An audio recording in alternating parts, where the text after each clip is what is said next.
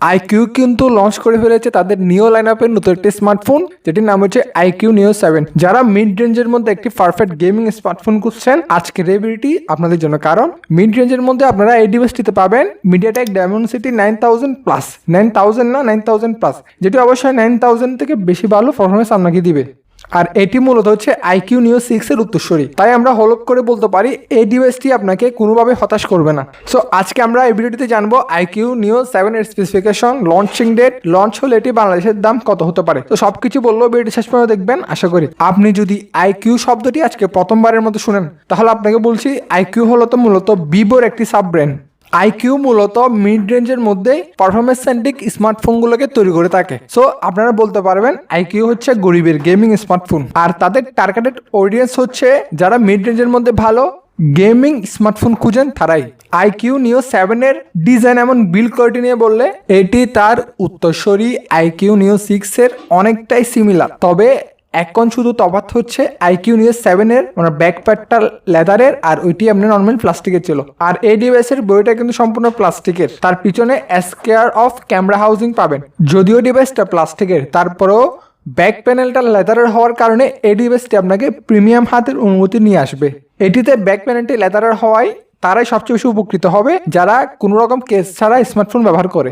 আর front সাইডে আসলে ডিভাইসটার Neo 6 এর মতো সিমিলার, তবে কিছু কিছু বিষয়ে ইমপ্রুভমেন্ট করা হয়েছে, যেমন বেজেলগুলো তার উত্তরসূরি থেকে কিছুটা চিকন। আর এটিতে একটি 5 হোল ক্যামেরার কাটআউট রয়েছে, যেটি Neo 6 এ ছিল। তবে Neo 6 এর এই কাটআউটের সাথে একটা রঙিন রিংও ছিল, যেটি একটা ফিজিক্যাল রিং, আপনাকে ছবি তোলার সময় চোখে আরাম দিবে। তবে অনেক ব্যবহারকারী অভিযোগ করেছে যে রিংটি একটি শারীরিক জিনিস হওয়ায় তাদের কন্টেন্ট দেখার সময় কিছুটা বিব্রত ছিল, কারণ ওই এরিয়াটা কন্টেন্টগুলো ঠিকঠাকভাবে দেখা যেত না। সো তারা অভিযোগগুলো আমলে নিয়ে IQoo Neo 7 এ এই রিংটা কিন্তু তুলে ফেলেছে। সো যেটা IQooকে একটা ধন্যবাদ জানাচ্ছি, কারণ এই রিংটা থাকলে আপনারা IQoo 7 এর যে 6 এর মতোই কন্টেন্ট দেখার সময় অনেক প্রবলেম হতে পারে, তবে এই প্রবলেমটা এই ডিভাইসটিতে আপনারা পাচ্ছেন না। আর এটি গেমিং স্মার্টফোন হওয়া সত্ত্বেও ডিভাইসটিতে কোনো হেডফোন জ্যাক নেই। যদিও একটি গেমিং ডিভাইস, আপনাদের একটি ডঙ্গল নিয়ে হেডফোন জ্যাক ইনস্টল করতে হবে, যেটা বিকল্প প্রক্রিয়া।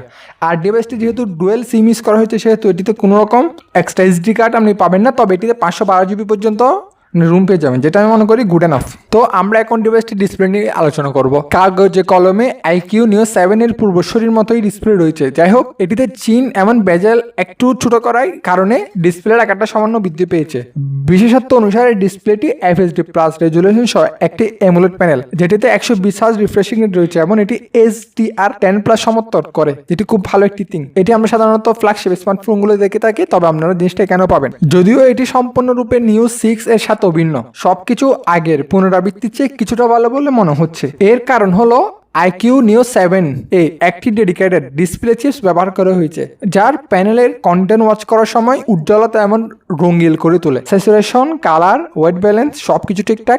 যে কোনো অ্যাঙ্গেল থেকে আপনি ডিসপ্লেটি দেখলে ঠিক একই রকম অনুভূতি পাবেন যখন আপনি ডিসপ্লেটিকে মিডল থেকে দেখবেন। ডিসপ্লেটি থেকে আমরা কোনো ধরনের রঙের পরিবর্তন বা ঝিকিমিকি সমস্যা লক্ষ্য করিনি।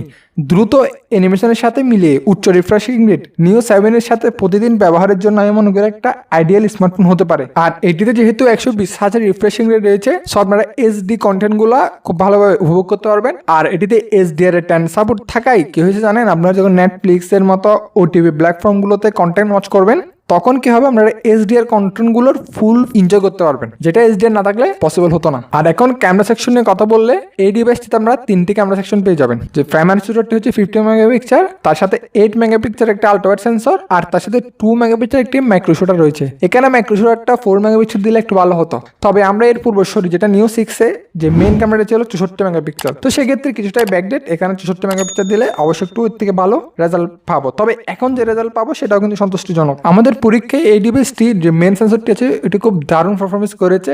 ডেটা তোলা ছবিগুলোতে colour, sharpness, contrast, dynamic range সবকিছু আমাদের কাছে যথেষ্ট পরিমাণ ভালো লেগেছে। তবে এই ডিভাইসটি দিয়ে পোর্ট্রেট তোলা ছবিগুলো একটু দুর্বল ছিল, কারণ পোর্ট্রেট মোডে এজ ডিটেকশনটা ঠিকঠাক ভাবে করতে পারছিল না। আর পোর্ট্রেট মোড ছবিগুলোর ক্ষেত্রে অনেক বেশি আর্টিফিশিয়াল ব্লার বা বুকে দিচ্ছিল। তার সাথে যেহেতু এজ ডিটেকশনটা ঠিকভাবে হচ্ছে না, সেহেতু ডাইনামিক রেঞ্জটা ধরে রাখতে পারছে না।